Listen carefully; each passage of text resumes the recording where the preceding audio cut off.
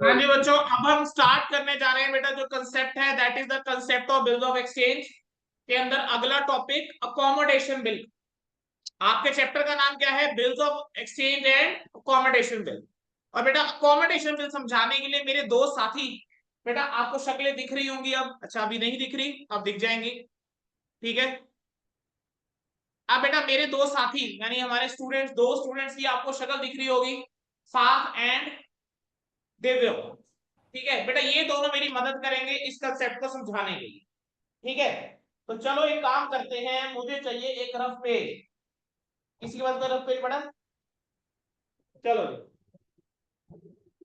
दो पर्चियां तो मेरे को मिल गई हैं। ठीक है, थोड़ा सा और काम चला लेते हैं, कुछ ना कुछ कागज ढूंढ लेते हैं। चलो जी, तो मिला है मुझे, एक तरह से काम बन जाएगा, कुछ कागज मिल गए। ठीक है, और मैं कह रहा हूँ ये कंसेप्ट कोई भूलेगा। ठीक है, मतलब ये समझो कथावाचक बेटा मैं हूं, आपके सामने फिर ये दो कैरेक्टर्स हैं। अब ये क्या करने वाले हैं, क्या होता है अकोमोडेशन बिल के अंदर, हम ये समझने वाले हैं।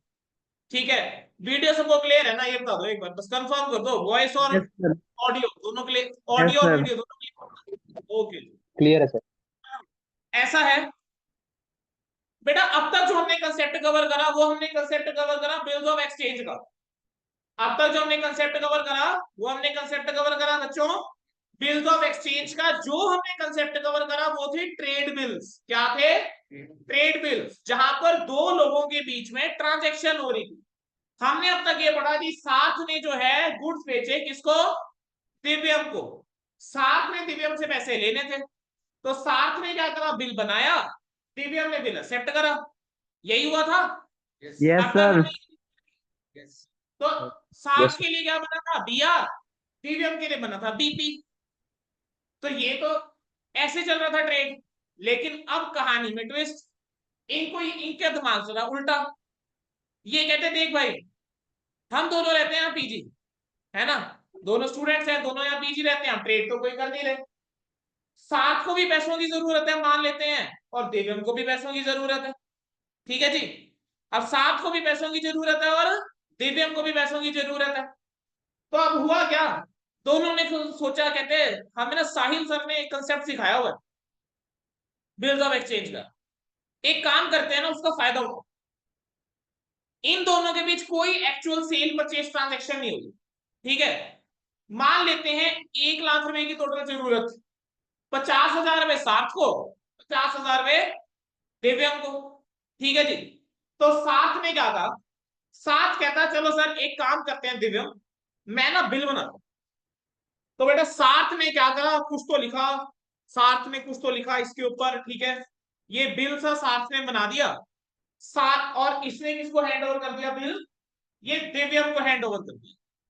दिव्यम ने बिल एक्सेप्ट कर लिया। क्या हो गया?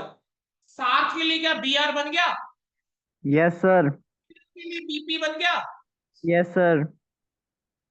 इन्होंने 2 महीने का बिल बनाया, यानी 2 महीने के लिए अब इनके पास ये बिल आ गया। अब क्या होगा? जैसे ही बिल एक्सेप्ट हुआ, वापिस किसके पास बिल आएगा? साथ के पास। एक्सेप्ट होकर यस। साथ के पास आ जाएगा बिल। Yes sir. अब मान लेते हैं मैं हूं बैंक, मैं हूं बैंक। ठीक है, अब मेरे पास है बेटा बहुत सारे पैसे। ठीक है, साथ क्या करेगा? साथ आएगा मेरे पास, साथ आएगा बच्चे मेरे पास। मैंने क्या रख लिया? बिल रख लिया, साथ को पैसे दे दिए। बोलो क्या हरकत हुई है? डिस्काउंटिंग। Yes sir. साथ ने आके बेटा बिल की क्या करा ली है? डिस्काउंटिंग करा ली है। अब साथ के पास आ गए पैसे। अब मुझे सोच के बताओ साथ के पास कितने पैसे बढ़े हैं? ऑफ कोर्स मैंने कुछ ना कुछ डिस्काउंटिंग चार्जेस काटे होंगे, है यस ना? सर। ये मैंने 99,000 साथ को दिए, 1,000 रुपए डिस्काउंटिंग चार्जेस काटे। अब साथ क्या करेगा? साथ क्या करेगा? इसमें से आधी अमाउंट इसको दे देगा, दिव्यम दिव्यम को। को। ठीक है, अब क्या होगा? आधी अमाउंट दिव्यम के पास, आधी अमाउंट साथ के पास। अब जरा सोच के देखना, दिव्यम को साथ कितने पैसे देगा इस टाइम पे? 49,500। ऐसा क्यों? Yes sir. साथ क्या कहेगा? कहेगा देख भाई हमें 1 लाख रुपए टोटल हमने लिए बैंक से, 1 लाख रुपए का हमने बिल बनाया। बैंक ने हमें Yes, sir. 99,000 दिए, ठीक है, 1000 रुपए डिस्काउंटिंग चार्जेस रखे, कह Yes, रहे sir. अमाउंट का फायदा तो हम दोनों उठा रहे हैं ना, कह रहे 50,000 में तू यूटिलाइज कर रहा है, 50,000 में मैं यूटिलाइज कर रहा हूँ, तो फायदा तो दोनों उठा रहे हैं। Yes, sir. तो कहते हैं एक काम तो फिर मैं क्यों 1000 अकेले बेयर करूं। दिव्यांग कहता 50,000 रुपए दे दे, कहता कैसे 50,000 दे दूं, कह रहे बैंक ने जब 99,000 दिए तो मैं क्यों अकेले 50,000 आपको दूं भाई दिव्यांग। कहते हैं बैंक ने दिए कितने 99,000, आधे आधे हमने करने थे, ये ने 99,000 का हाफ 49,500 दिव्यांग को दे दिया, 9,700. कह 500 का डिस्काउंट भाई तू बेयर करेगा। समझ आया। यस यस Yes, अब sir. 2 महीने उन्होंने पैसे यूज करे, 2 महीने हमने पैसे यूज करे, अब 2 महीने बाद आ गई ड्यू डेट, मैं क्या करूंगा, मैं किसके पास जाऊंगा, पार्थ के पास. पार्थ के पास जाऊंगा या दिव्यांग के पास जाऊंगा, नमूना दिव्यांग के पास दिव्यांग जाऊंगा, बिल डिस्काउंट हुआ है, मैं ट्रॉय के पास जाऊंगा, मैं गया दिव्यांग के पास, मैंने दिव्यांग को बिल प्रेजेंट करा, दिक्कत क्या होगी, दिव्यांग के पास तो सिर्फ 49,500 है, यानी दिव्यांग तो है उसका सिर्फ 50,000 रुपए, दिव्यांग तो मुझे 50 देगा ना, 50 ही दे पाएगा, Yes, sir. लेकिन मैं तो 1 लाख का बिल लेकर गया हूं। तो क्या मेरे बिल ले जाने से पहले क्या इन दोनों के बीच आपको नहीं लगता एक और ट्रांजैक्शन होनी चाहिए, क्या होनी चाहिए. दिव्यांग जो है वो साथ को ये नहीं कहेगा भाई अब ड्यू डेट आ गई, बैंक मेरे पास आने वाला है पैसे ले मांगने के लिए, ठीक है, तो Yes, साथ sir. जो तेरे 50,000 रुपए थे मेरे को दे दे, तो क्या साथ जो अपने वाले भी 50,000 है क्या दिव्यांग को दे देगा।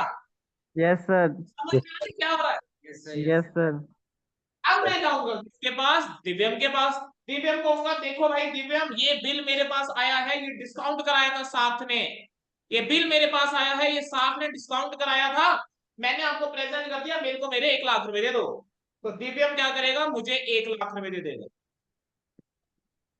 क्या हुआ, क्या कोई ट्रेड ट्रांजेक्शन हुई, क्या कोई सेल परचेज हुई, No, sir. सहूलियत नो सर अकोमोडेशन के लिए दोनों दोस्तों ने क्या करा, एक ने बिल बनाया दूसरे ने बिल एक्सेप्ट करा, फिर जिसके लिए दिया था वो बैंक के पास गया, उसने बैंक के पास जाके डिस्काउंट करा लिया, पैसे मिले, दोनों ने आपस में बांट लिए, और ड्यू डेट आने के ऊपर जिसके पास जिसके लिए बिल्स पेबल था उसने फिर से पैसे इकट्ठे कर लिए ताकि बैंक को पे कर सके। ये तो हो गया बड़ा बेसिक केस, ये है कंसेप्ट अकोमोडेशन बिल का, रिकॉर्डिंग तो रखूंगा यहीं पर, ठीक है, क्योंकि इसके बाद आगे के कंसेप्ट समझाएंगे लिख कर एक केस स्टडी के थ्रू।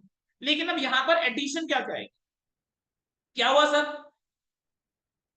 दिव्यांग के पास क्या थे 50,000 रुपए अपने बड़े थे, अब साथ ने क्या बोल दिया ड्यू डेट में भाई मेरे पे तो पैसे नहीं बढ़े, साथ अपने 50,000 रुपए बेटा जुए में हार गया बेटा, आपको पता है साथ की आदतों के बारे में, बेटा ड्रीम 11 में जुए में बेटा सारा हार गया साथ, ठीक है, तो साथ जो है वो तो सारे पैसे हार गया, अब साथ के पास तो पैसे नहीं पड़े, तो अब क्या हुआ, इस वाले बिल को क्लियर करने के लिए नया इन्होंने बिल. एक और बिल बनाया, इस बार बिल किसने बनाया, दिव्यांग ने, दिव्यांग एक्सेप्ट ने. किसने कर लिया, साथ ने. ने।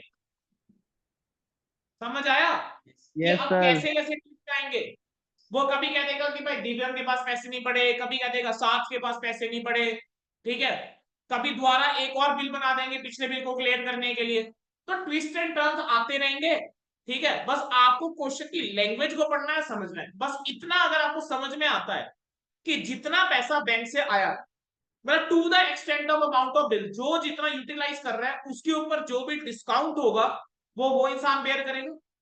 1 लाख रुपए अगर हमने बैंक से लिए थे, 1 लाख रुपए का बिल था, अगर 50-50% ये दोनों बांट रहे थे आपस में, तो जो डिस्काउंट था 1000 का वो किसने कौन करा, 50% साथ में, तो 50% दिव्य, राइट, समझ में आ रहा है क्या हो रहा है। यस इसी तरीके Yes, से sir. हमने ये इसने जितना अमाउंट यूटिलाइज करा है उस हिसाब से उतना डिस्काउंट जो है वो बेयर करेगा, बेसिकली होगा क्या, डिस्काउंट की रिकवरी करी जाए। समझ आ रहा, यस अब ये Yes, sir. एंट्रीज कैसे होती हैं, क्या करते हैं, पूरा का पूरा एक चीज समझेंगे डायरेक्टली एक क्वेश्चन के, ठीक है, तो अगले पार्ट के अंदर क्वेश्चन करते हैं, फिर उसके बाद हम आईसीआई के बचे हुए जितने क्वेश्चन है पीर एक्सचेंज के खत्म करते हैं, ठीक है बच्चों, चलो जी कंसेप्ट होगा। Yes, sir.